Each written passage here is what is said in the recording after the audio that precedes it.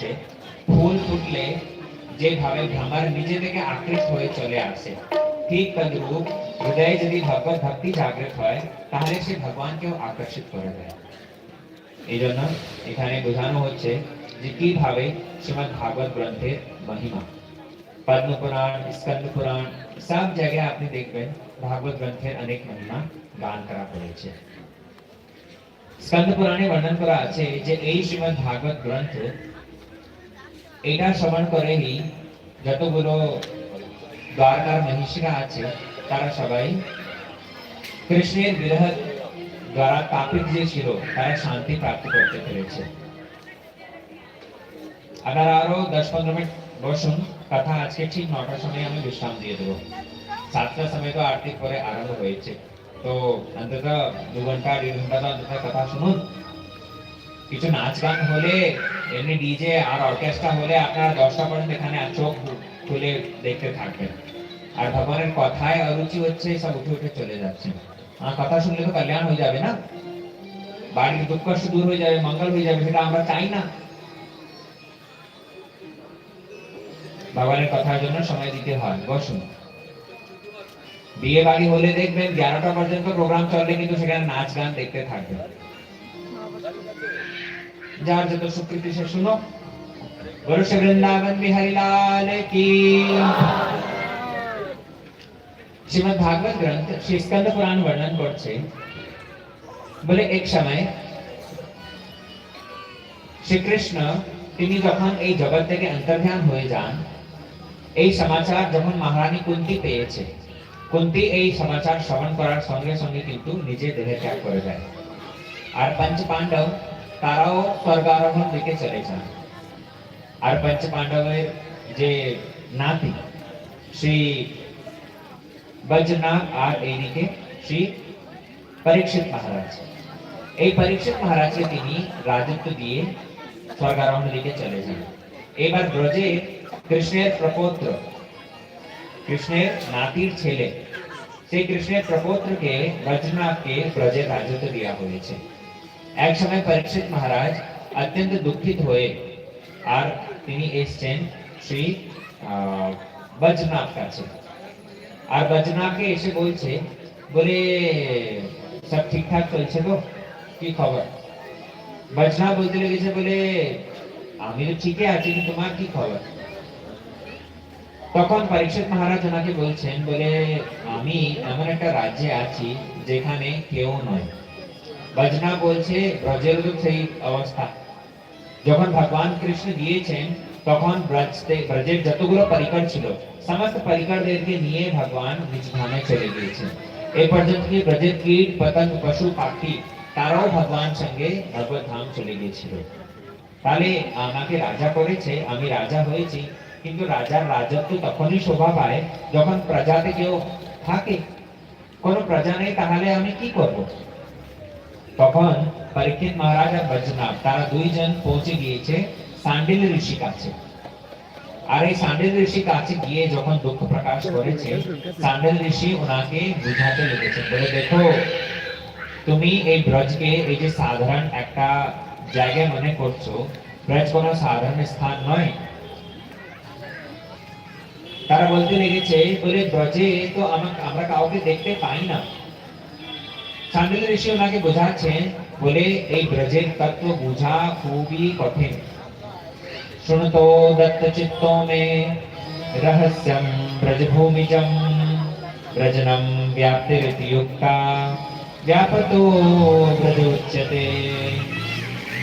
তারা বলতে লেগেছেন, সান্ডিল ঋষি বর্ণন করছেন, বলে দত্ত চিত্তো মে, খুব একাগ্র চিত্ত হয়ে তুমি এই ব্রজের তত্ত্ব শ্রবণ করো, আমি তোমাকে বুঝাচ্ছি। এই ব্রজ এটা হচ্ছে নিত্য ধাম। ভগবান তিনি গোলক বৃন্দাবনে সবসময় বাস করেন, আর তিনি যখন ইচ্ছা প্রকাশ করছেন এই জড় জগতে আসার জন্য, তখন তিনি তার পরিকরদেরকে নিয়ে, তার ধামকে নিয়ে, তার সঙ্গীকে নিয়ে, সবাইকে নিয়ে এখানে আসেন। আমাদের ভক্তিবিনোদ ঠাকুর বর্ণন করেছেন, শ্রীকৃষ্ণ চৈতন্য প্রভু জীবে দয়া করি সপার্ষদ শ্রীয় ধাম সহ অবতরী। ভগবান যখন আসছেন, যেরকম দেখবেন একটা ড্রামা পার্টি, অর্কেস্ট্রা পার্টি, রামলীলার পার্টি যদি কোথায় যায়, সে কি করবে? যে রাবণ হবে, যে কুম্ভকর্ণ হবে, সব অর্কেস্ট্রা পুরো টিম সঙ্গে যায়, তাই না? সব তাদের সিঙ্গার ফিঙ্গার সব সঙ্গে নিয়ে যাবে, সব ব্যাক স্টেজ এগুলো সব রেডি করে তারা সঙ্গে পুরো যায়।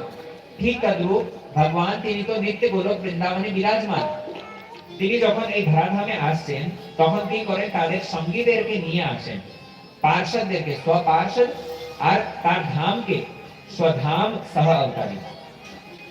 তাই আমাদের যে নবদ্বীপ ধাম, মায়াপুর ধাম, ব্রজ ধাম, জগন্নাথপুরী ধাম, এগুলো যে তীর্থস্থল ভগবানের ধাম আছে, এটাকে সাধারণ ভূমিখণ্ড মনে করবেন না। এই সব স্থান চিন্ময়, এগুলো হচ্ছে ভগবানের বাসস্থান। এই ব্রজধাম এই জন্য অত্যন্ত চিন্ময় স্থান, এটাকে সাধারণ মনে করে তুমি এর প্রতি জড় বুদ্ধি করো না। আর ব্রজধাম সেটা এখনো শাস্ত্রে বলা আছে তো, অদ্যাপিও সেই লীলা করে বর রায়, কোন কোন ভাগ্যবান দেখিবারে পায়। ভগবান এখনো সেই ব্রজধামে লীলা করছেন, ভগবান এখনো সেই ব্রজধামে বিরাজমান হয়ে আছেন। আপনারা যদি বৃন্দাবন ধাম যান, সেখানে দেখবেন সেখানে একটা জায়গা আছে সেবাকুঞ্জ, নিধিবন, শুনেছেন নাম? নাম শুনেছেন? সেই নিধিবন সেবাকুঞ্জের কি মহিমা দেখবেন, সেখানে দিন সারা দর্শন খোলা থাকে, কিন্তু সন্ধ্যা হওয়ার সঙ্গে সঙ্গে সবাইকে সেখান থেকে বের করে দেওয়া হয়। এই পর্যন্ত কি সেখানে কেউ পাখি, বানর পর্যন্ত তারাও থাকে না, বানরও নিজে থেকে বেরিয়ে যায়। আর সেখানে সেই সেবাকুঞ্জে পূজারী কি করে, মন্দিরে খুব সুন্দর পুষ্পের সজ্জা, পালঙ্ক রেডি করে, ঠাকুরের জন্য সুন্দর পান রেখে দেয়, খুব মিষ্টি পান রেখে দেয়, সেখানে লাড্ডু লাড্ডু তৈরি করে সেখানে লাড্ডু রেখে দেয়, জলের পাত্র রেখে দেয়, আর সেখানে ঠাকুরকে স্বয়ং দিয়ে তারপরে চলে যায়। আর ভোরবেলা যখন মঙ্গল আরতি হয় না, মঙ্গল আরতির সময় গিয়ে দেখবেন সেখানে এমন অনুভব হয় যে রাত্রিবেলা কেউ এসেছিল, রাত্রিবেলা এসে সেই সজ্জার উপরে ঘুমিয়েছে, শুয়েছে। আর কখনো কখনো দেখা যায় যে পান যেটা রাখা হয়েছিল সে পান চিবিয়ে রেখে দিয়েছে, পান কেউ উচ্ছিষ্ট করে রেখেছে। কখনো কখনো লাড্ডু ভাঙা পাওয়া যায়, অর্ধেক পাওয়া যায়, কখনো কখনো বিলকুল পাওয়া যায় না, কখনো কখনো জলের পাত্র অর্ধেক পাওয়া যায় কিংবা পুরো শেষ হয়ে যায়। এখনো সেখানে সেবাকুঞ্জে, নিধিবনে, ব্রজধামে ঠাকুর রাধা কৃষ্ণ তারা এসে বিহার করেন। আমরা কিন্তু সেই ব্রজধামকে সাধারণ মনে করি, সেই ব্রজধাম এখনো চিন্ময় বস্তু, আর সেই ব্রজধামে এখনো সব লীলা বিহার হয়। আমরা গান করি তো, এখনো সেই বৃন্দাবনে বাঁশি বাজে রে, শুনেছেন তো?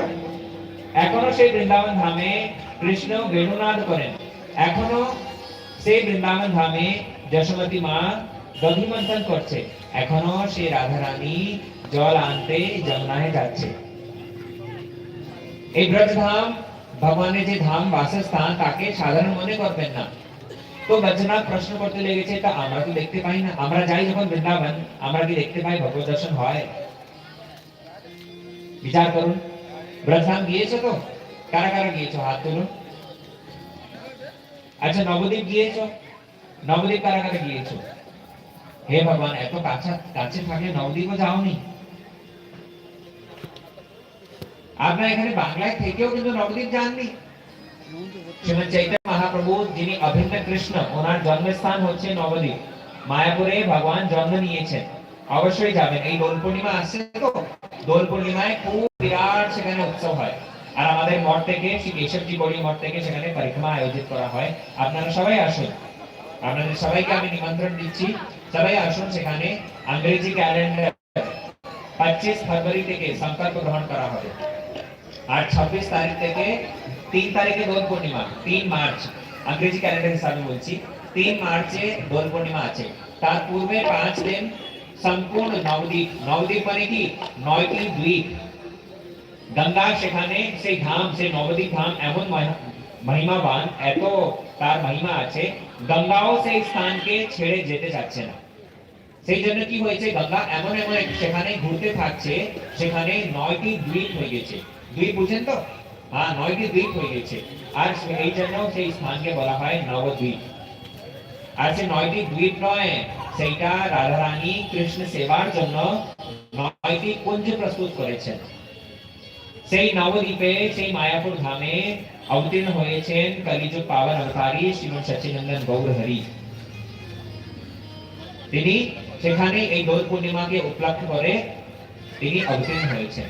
অবশ্যই আপনারা আসুন, সেই 16 ক্রোশ গৌরমন্ডল পরিক্রমা যদি কেউ একবার করে, নবদ্বীপ পরিক্রমা যদি কেউ একবার করে, সে জীবন মরণের চক্র দ্বারা সম্পূর্ণ রূপে মুক্ত হয়ে যাবে।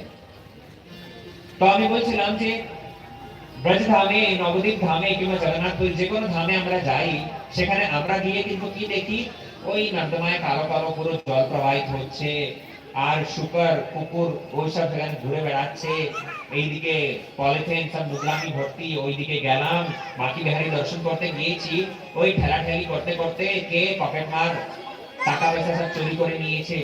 আমাদের ধাম দর্শন তো এইভাবে হয়, তাই কিনা? সেখানে গিয়ে আর আমরা কি রাধা কৃষ্ণের দর্শন প্রাপ্ত করতে পাই? যমুনায় যখন গিয়েছি স্নান করতে, বাবা কি সব এখানে সব ড্রেনেজ ওয়াটার সব ছেড়ে দিয়েছে, যমুনা দূষিত হয়ে যাচ্ছে। আমরা এই জড় বুদ্ধি নিয়ে সেখানে যাই, হয় কিনা? আমরা চিন্ময় ব্রজধামকে দর্শন করতে পারি না। কেন করতে পারি না? কোথায় দোষ? ব্রজধামে দোষ না আমাদের চোখে দোষ? বলো। অবশ্যই আমাদের চোখেরই দোষ।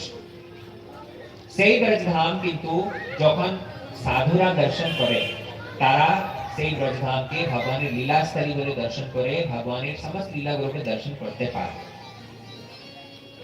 ব্রহ্মাজি এই জন্য ব্রহ্ম সংহিতায় বর্ণন করছেন, বলে এই ব্রজধাম ভগবানের ধামকে যদি কেউ প্রকৃত ভাবে দর্শন করতে চায়, তাহলে উপায় আছে।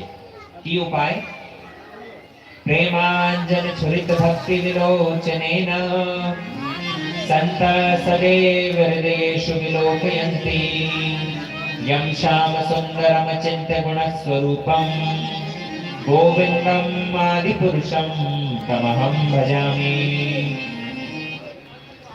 ব্রহ্মাজি বলছেন, বলে এই জড় চোখ দিয়ে ধাম দর্শন হবে না বাবা।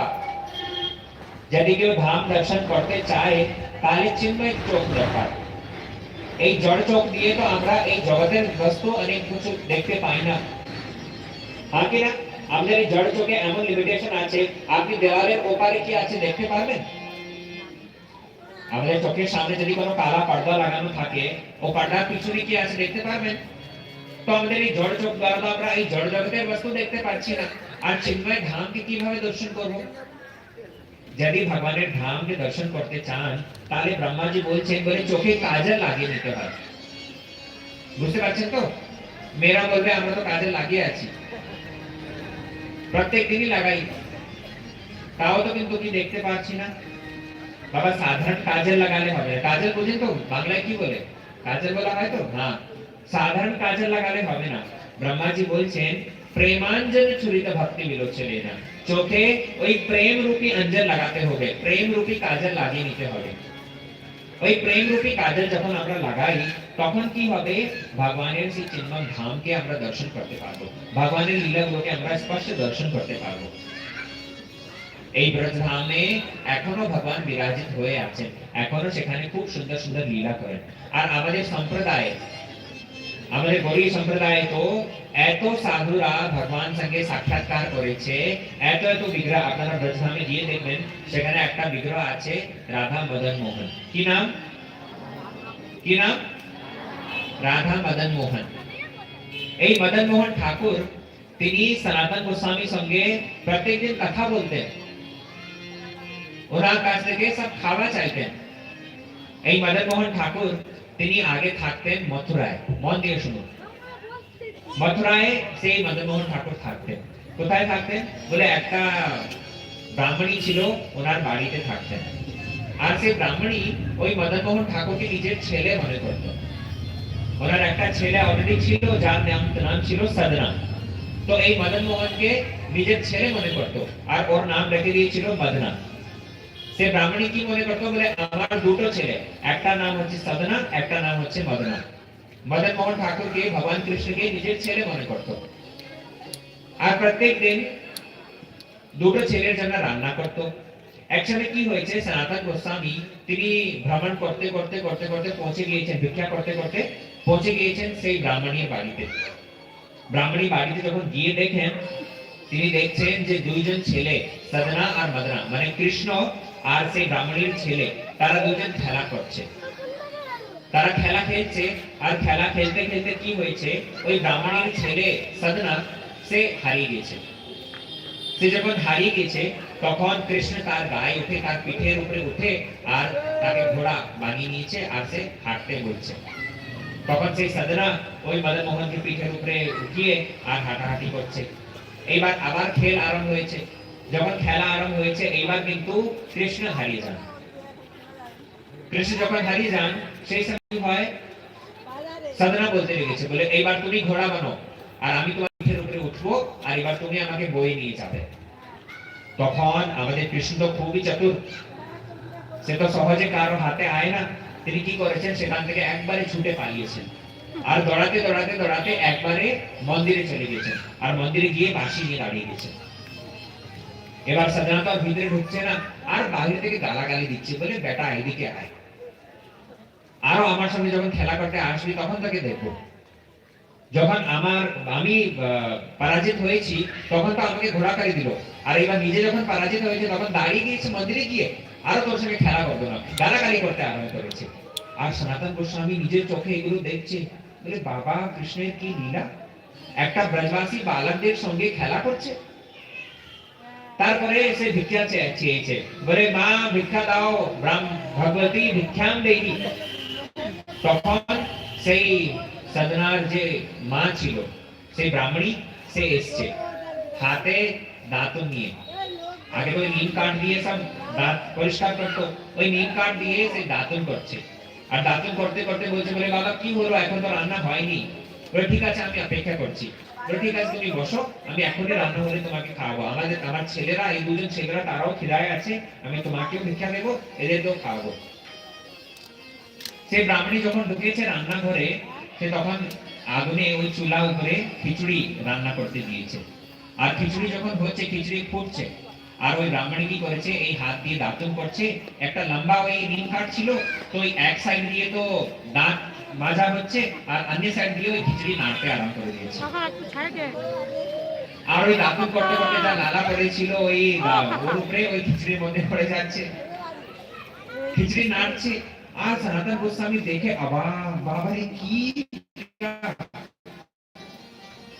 মাকে দেখতে, বলে মা তুমি এখানে আসো। বলে কি করছো? বলে রান্না করছি তো ছেলেদের জন্য। বলে মা তোমার বাড়িতে যে ছেলে না, তুমি যাকে সাধারণ ছেলে মনে করছো, উনি সাধারণ ছেলে নয়। আরে তিনি হলেন ভগবান, অনন্ত কোটি বিশ্ব ব্রহ্মাণ্ডের মালিক। ওনার একটা ইঙ্গিত মাত্রে ব্রহ্মা সৃষ্টি করে, বিষ্ণু পালন করে আর শিব ঠাকুর প্রলয় করে ফেলে। তুমি ওনাকে সাধারণ বালক মনে করছো? আরে ওনাকে এরকম খাওয়াতে নেই। বলে বাবা আমি তো প্রত্যেকদিন এরকম খাওয়াই। তুমি বলো তো কিভাবে খাওয়াতে হবে তাহলে? বলে মা প্রত্যেক দিন স্নান করবা, শৌচ ক্রিয়ায় নিবৃত্ত হয়ে স্নান করবা। যমুনায় স্নান করে তারপরে ভালো পরিষ্কার কাপড় পরে, ধোয়া কাপড় পরে, তারপরে শুদ্ধি হয়ে আর তারপরে রান্না করবা।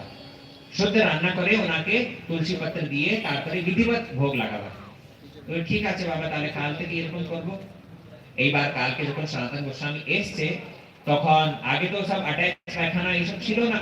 মা গিয়েছে স্নান করতে যমুনায়, স্নান করে আসার পরে লেট হয়ে গেছে, বিলম্ব হয়ে গেছে। এদিকে দুইজন সাধনা আর মদনা তারা কান্নাকাটি করছে, দুইজন মিলে কান্নাকাটি করছে। আর তারা কিন্তু সেই সনাতন গোস্বামীকে গালাগালি দিচ্ছে, বলে কি জানি মূর্খ সাধু, সেই বাবা কোথায় থেকে চলে এসছে, আমাদের মাকে কি বুদ্ধি দিল।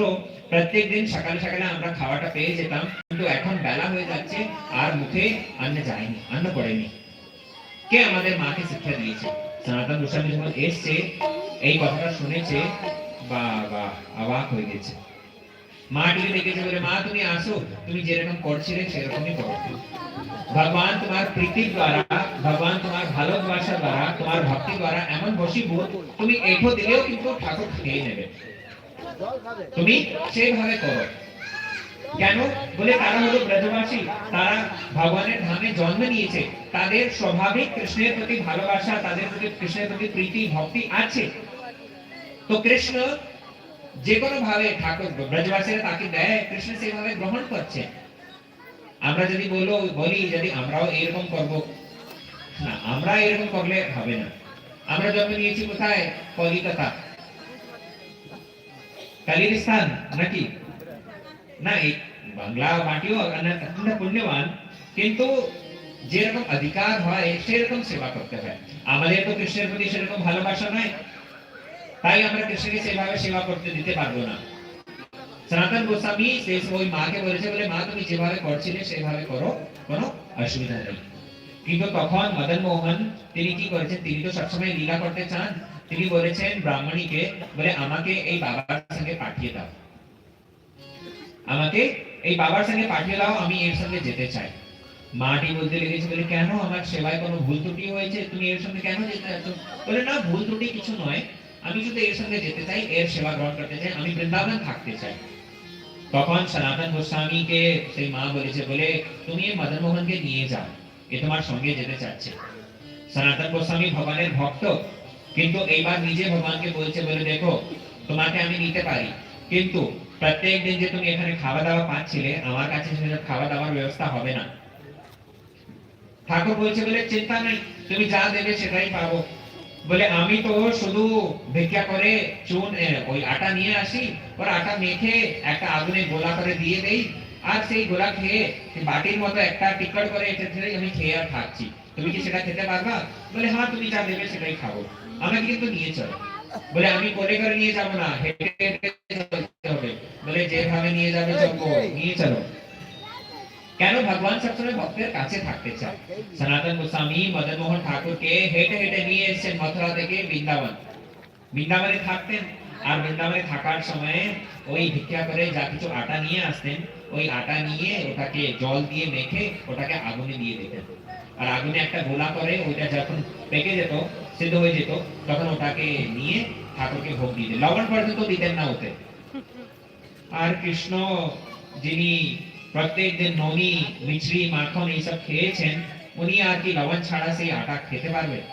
ওই একদিন কোনোরকম খেয়েছে, আর একদিন খেয়েছে, তৃতীয় দিন বলতে লেগেছে, বলে সনাতন আরে একটু লবণ অন্তত দিতে পারো,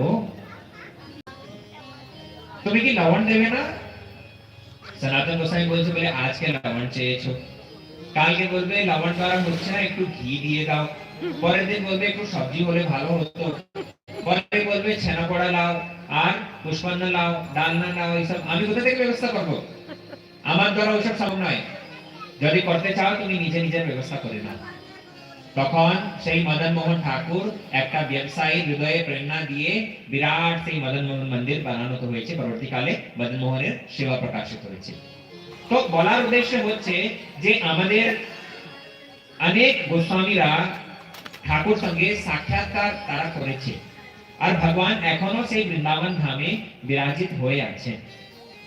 আমরা কিন্তু সেই ভগবানের উপরে আমাদের বিশ্বাস নেই, আর আমরা শাস্ত্রের কথাকে বিশ্বাস করি না, ভাগবত কথাকে বিশ্বাস করি না, কিন্তু ভগবান সত্যি সত্যি এখনো বিরাজিত হয়ে আছে। কেউ যদি দেখতে চায় তাহলে উপায় আছে, চোখে সেই প্রেম রূপী কাজল লাগাতে হবে। তো সান্ডিল ঋষি বজনাবা महाराज बोलते लेगেছেন, বলে তোমরা এই ব্রজধামকে প্রকাশিত করো। ব্রজধামে যেখানে যেখানে ভগবান লীলা করেছেন সেই সব লীলা স্থলীকে তোমরা প্রকাশিত করো, আর পরবর্তীকালে সাক্ষাৎ ভগবান তোমাকে দর্শন দেবে। একসময় কি হয়েছে, দ্বারকার যতগুলো মহিষীরা ছিল, কৃষ্ণের 16,108টি পাটরানী, তারা সবাই কৃষ্ণ বিরহে অত্যন্ত দুঃখিত। যখন কৃষ্ণ নিজ ধামে চলে যান তারা অত্যন্ত দুঃখিত, আর তারা উদ্ধবজির কাছে এসেছে। কোথায়? গিরি গোবর্ধনে। গিরি গোবর্ধন যদি পরিক্রমা করেছেন সেখানে দেখবেন একটা উদ্ধব কুণ্ড আছে, গিয়েছেন? উদ্ধব কুণ্ড নাম শুনেছেন?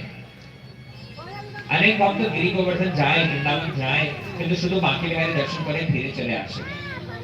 আমাদের কিছু ভক্তরা আছে এখানে, এই মাস দেখুন বৃন্দাবন ধামে যখন যায় আমাদের মঠ থেকে পরিক্রমা হয়, এনাকে জিজ্ঞাসা করুন ব্রজে এমন এমন জায়গা আছে যেখানে আপনার যার নাম আপনারা শুনেননি, কিন্তু সেই সব জায়গায় আমাদের মন্দির থেকে যখন পরিক্রমা হয় না, আমরা নিয়ে যাই। আপনাদের সবাইকে আমি নিমন্ত্রণ করছি, একবার অবশ্যই আমাদের মঠ থেকে পরিক্রমা করুন। ব্রজমন্ডল পরিক্রমা হয়, নবদ্বীপ পরিক্রমা হয়, মাঝে মাঝে জগন্নাথপুরীও আমরা নিয়ে যাই। এইসব জায়গায় আমি এখানে কথা করতে এসেছি 7 দিন পরে, আর আপনি নিজের বাড়িতে আমি নিজের বাড়িতে এরকম ভূত ছেড়ে যাব না। যদি আপনারা যোগাযোগ রাখতে চান আমি আপনাদেরকে সব ব্যবস্থা করে যাব। আপনারা সাধুর সঙ্গে যদি যুক্ত থাকবেন তাহলে দেখবেন জীবনে প্রকৃত মঙ্গল লাভ হবে। আমরা সাধু সঙ্গের অভাবেই এই জীবনে সংসার জ্বালায় হাবুডুবু খাচ্ছি, দুঃখ পাচ্ছি। বুঝতে পারছেন তো? তো দ্বারকার 16,108টি মহিষীরা তারা এসে উদ্ধব কুণ্ড, আর উদ্ধব কুণ্ডে এসে যখন তারা কীর্তন করতে আরম্ভ করেছেন তখন সাক্ষাৎ উদ্ধবজি সেখান থেকে প্রকট হয়েছেন। হরে কৃষ্ণ কৃষ্ণ কৃষ্ণ হরে হরে, হরে রাম রাম রাম হরে হরে, হরে কৃষ্ণ কৃষ্ণ কৃষ্ণ হরে হরে, হরে রাম রাম রাম হরে হরে, হরে কৃষ্ণ কৃষ্ণ কৃষ্ণ হরে হরে, হরে রাম রাম রাম হরে হরে, হরে কৃষ্ণ কৃষ্ণ কৃষ্ণ হরে হরে, हरे राम राम राम हरे हरे, गोविंद जय जय गोपाल जय जय, गोविंद जय जय गोपाल जय जय, गोविंद जय जय गोपाल जय जय, गोविंद जय जय गोपाल जय जय, राधा रमण हरि गोविंद जय जय, राधा रमण हरि गोविंद जय जय, हरि गोविंद जय जय, राधा रमण हरि गोविंद जय, हरे कृष्ण कृष्ण कृष्ण हरे हरे, हरे राम राम राम हरे हरे, हरे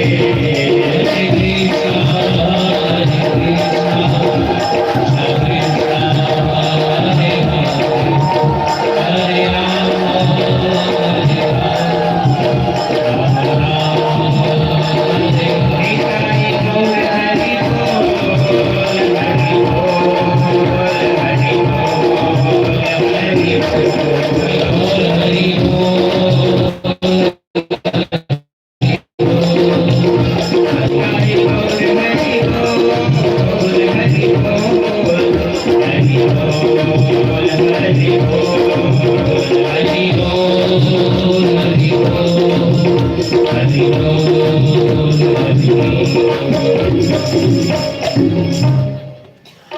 উদ্ধবজি সাক্ষাৎ সেখানে উদ্ধব কুণ্ডে ঘাস রূপে তিনি ভজন করছেন।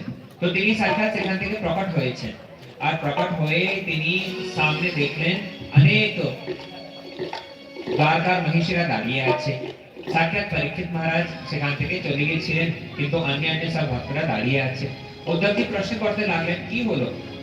তখন দ্বারকা মহিষীরা বলতে লেগেছে, বলে আমরা কৃষ্ণ বিরহেতে অত্যন্ত দুঃখী, আমাদের এই দুঃখকে দূর করার জন্য, এই বিরহ অগ্নিকে শান্ত করার জন্য আপনি কিছু প্রচেষ্টা করুন। তখন উদ্ধবজি সাক্ষাৎ এই ভাগবত গ্রন্থকে শ্রবণ করালেন। উদ্ধবজি বলতে লেগেছেন, বলে প্রভু যখন এই ধরাধামকে ছেড়ে নিজ ধামে চলে যাচ্ছিলেন তখন আমি ওনাকে প্রশ্ন করলাম, বলে প্রভু আমরা দুইজন সবসময় সঙ্গে থেকেছি, আপনি এবার আমাকে ছেড়ে চলে যাচ্ছেন, আমি প্রাণ ধারণ করব কি করে, আমি বেঁচে থাকবো কি করে? ভগবান তখন বললেন যে আমি 100 রূপে যাচ্ছি কিন্তু 100 রূপে থাকছি। আমি জিজ্ঞেস করলাম 300 রূপে যাচ্ছেন, 300 রূপে থাকছেন?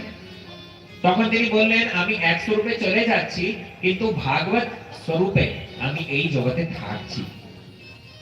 আর আমি প্রত্যক্ষ দেখলাম যে কৃষ্ণের শরীর থেকে একটা জ্যোতি বের হয়েছে, আর সেটা শ্রীমদ ভাগবত গ্রন্থে প্রবেশ করেছে। প্রবেশ রঞ্জন শ্রীমদ ভাগবত, ভাগবতের মধ্যে সেটা প্রবেশ করলো। এই জন্য শ্রীমদ ভাগবত গ্রন্থ আর কৃষ্ণ দুটোর মধ্যে কোনো তফাৎ নয়, কোনো ডিফারেন্স নয়, কোনো ভেদ নয়, দুটো একই বস্তু।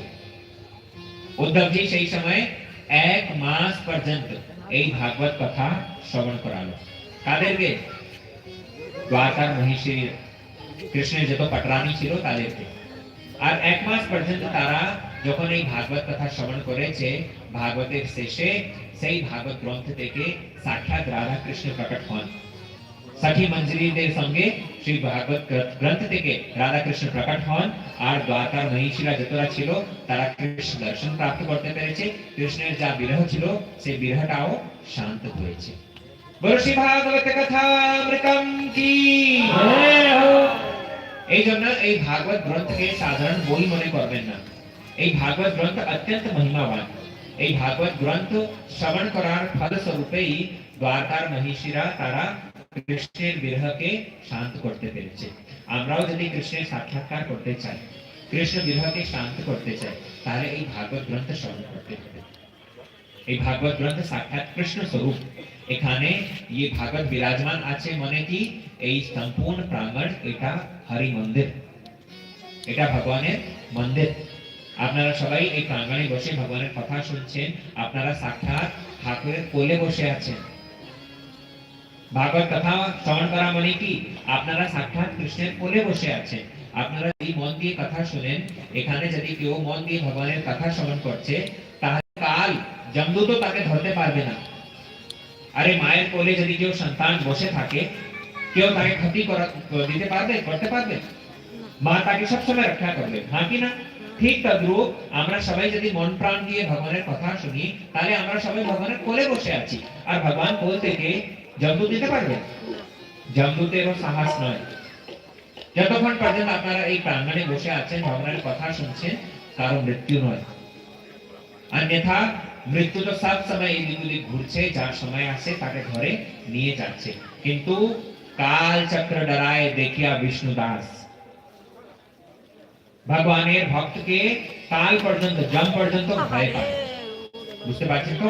এমন দয়ালু গ্রন্থ, এমন শ্রেষ্ঠ সর্বশ্রেষ্ঠ গ্রন্থ শ্রীমদ্ ভাগবতম আমরা শ্রবণ করছি, আমরা অত্যন্ত ভাগ্যবান। আজকে কথাকে এখানে বিশ্রাম দিচ্ছি। কাল থেকে আমরা এই ভাগবতের বিষয়বস্তু, ভাগবত যে আরম্ভ হয়েছে নৈমিষারণ্য থেকে, সেই কথাটা আমরা শ্রবণ করব। এই ভাগবত সর্বপ্রথম পরীক্ষিত মহারাজকে সুখদেव গোস্वामी শ্রবণ করवालेন সুক্তাল।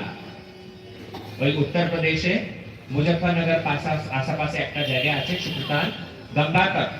সেখানে এই কথা অধিবেশন সর্বপ্রথম হয়েছিল। রাজা পরীক্ষিত শুনেছিলেন সুখদেव গোস্বাमी মুখারবিন্দ থেকে।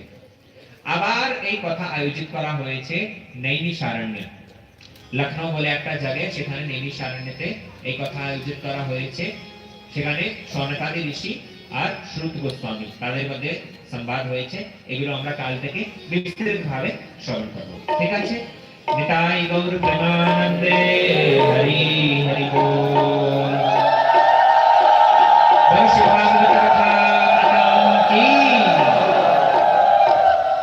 এবার প্রভু আমাদের একটা ভজন গাইবেন, আর যা আপনারা এই ভজন শ্রবণ করে আর নিজে নিজে বাড়ি যেতে। কালকে যখন আসবেন পাড়াদের লোকদেরকে সবাইকে সঙ্গে নিয়ে আসবেন। ঠিক আছে? অন্তত 2-4 দিন এই ভগবানের চর্চা, ভগবত কথা তাদের কানে পড়ুক।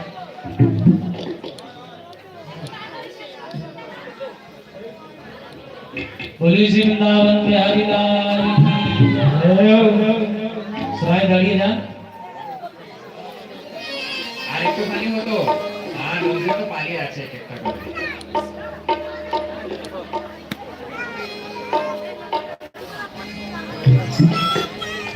ओ बाके बिहारी की देख छटा, ओ देख छटा मेरो मन है गयो लटा फटा।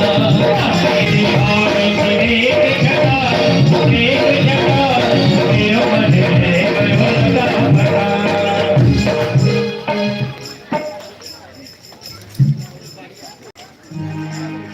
कोने ना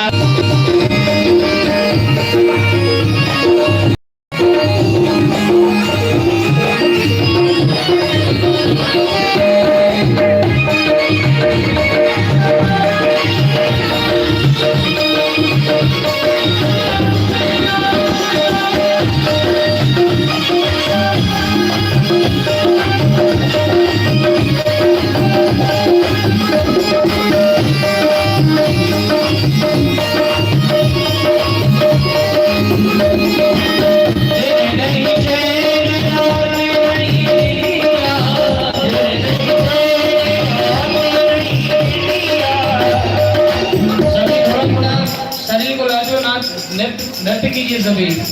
দেখো প্রভুজি আমাদের প্রজেক্ট ভজন গাচ্ছে, বুঝতে পারছেন তো? যাদের প্রজেক্ট যারা হয়নি তারা একটা ভজন শুনে আনন্দ পান।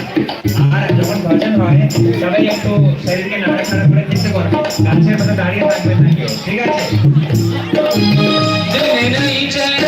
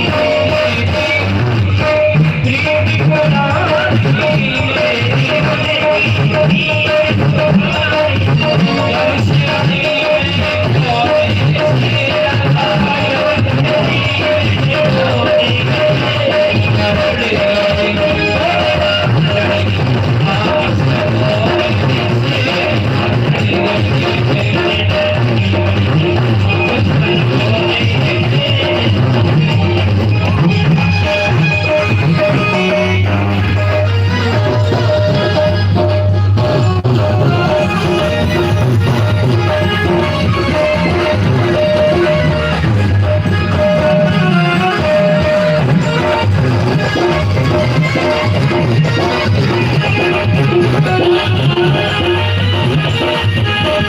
you.